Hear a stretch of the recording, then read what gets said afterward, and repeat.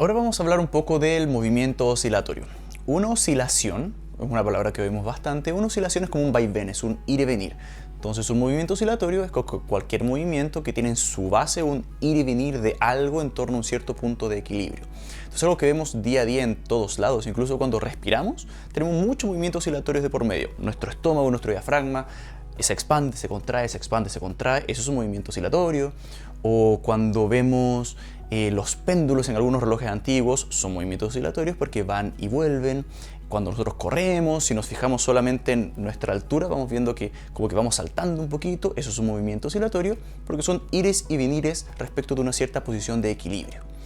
Acá en el ejemplo de la presentación tenemos una pelotita. Esta pelotita está vibrando, va y vuelve en torno a una cierta posición de equilibrio.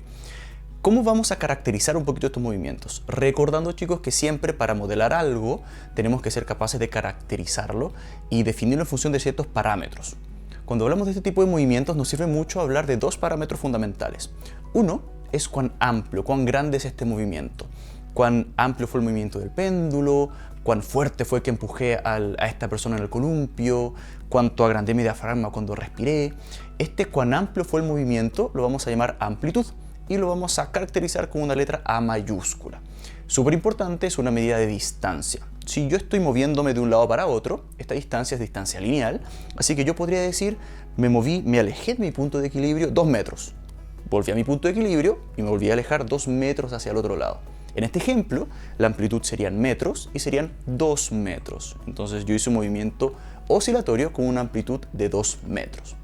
Pero en el caso del péndulo, por ejemplo, yo podría imaginar un péndulo que podemos ver acá y ese péndulo se está moviendo con una amplitud, es decir, yo lo empujé y empieza a oscilar, a ir y venir. Ese ángulo que formó el péndulo con respecto a la línea vertical original, nuestro punto de equilibrio, lo vamos a llamar también amplitud, solo que en este ejemplo ya no va a ser metros, van a ser ángulos. Yo podría decir, esta persona se columpió con una amplitud de 45 grados. Luego volvió al centro y luego se volvió a ampliar 45 grados en el otro sentido. Por lo tanto, chiquillos, idea fuerza, amplitud es cuán amplio fue mi movimiento, es una magnitud escalar, es una dimensión más unidad de medida y es muy importante para los movimientos oscilatorios.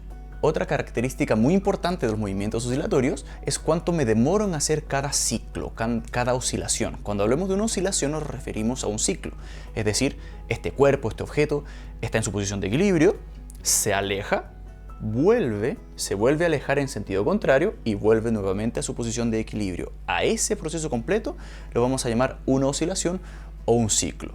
Es decir, cuando inspiré, mi diafragma se expandió, expiré, mi diafragma volvió a su posición de equilibrio, se comprimió un poco y volvió a su posición de equilibrio. Eso es un ciclo completo o una oscilación. Al tiempo que demora un ciclo completo lo vamos a llamar período. Es un tiempo, por lo tanto también es una magnitud escalar y también es una dimensión con una unidad de medida. Ejemplo, si en un péndulo o en un columpio un niño o una niña se está columpiando, o un adulto, yo también me columpio harto. Si yo me columpio y resulta que cada columpiada demora 3 segundos, entonces el periodo de mi columpiada es de 3 segundos. Y si cada columpiada fue con una amplitud de 45 grados, su amplitud es 45 grados. Entonces estaríamos hablando de un ejemplo en el cual tengo un movimiento oscilatorio con un periodo definido y una amplitud definida. Un punto muy importante, una idea fuerza que tenemos que tener muy claro respecto a los movimientos oscilatorios, sobre todo en esta parte de la materia, es que si bien los cuerpos se mueven, en la imagen vemos que la pelotita se está moviendo, el columpio se mueve, cuando nos columpiamos claramente nos movemos, no nos desplazamos. El columpio no salió del parque, no pasó de estar en el parque A estar en el parque B. La pelotita que estamos viendo en la presentación no está desplazándose en torno a la presentación, solamente se mueve temporalmente en torno a una cierta posición de equilibrio.